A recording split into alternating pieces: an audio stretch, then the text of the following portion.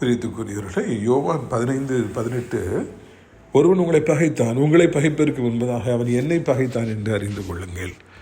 இதுதான் இயேசப்பாவுடைய அன்புடைய உச்சக்கட்டம். மிக உயரமான ஒரு டெஃபினிஷன் இங்கே கொடுக்கப்படுவதை பார்க்கிறோம். யார் உன்னை பகைச்சாலும் சரி மகனே, நீ படிக்க போகிற இடத்துல, வேலைக்கு போகிற இடத்துல, ஊழியம் செய்கிற இடத்துல, வசிக்கிற இடத்துல, இன்றைக்கி காரணம் இல்லாமல் பகைக்கிறவங்க எவ்வளோ பேர் எதிர்ச்சிட்டாங்க. ஆனால் நீ என் மகனே, நீ கவலைப்படாத.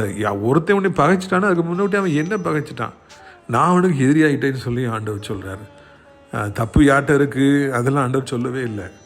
நம்மகிட்ட இருக்குதா அவங்ககிட்ட இருக்குதான்னு சொல்லலை.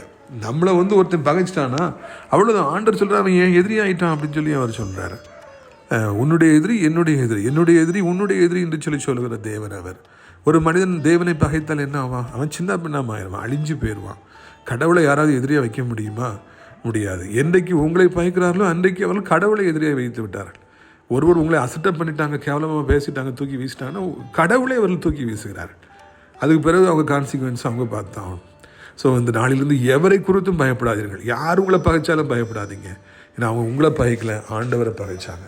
கர்த்தர் இந்த நாளை உங்களுக்கு ஆசீர்வாதமாய் மாற்றி கொடுப்பாராக. ஆமென்.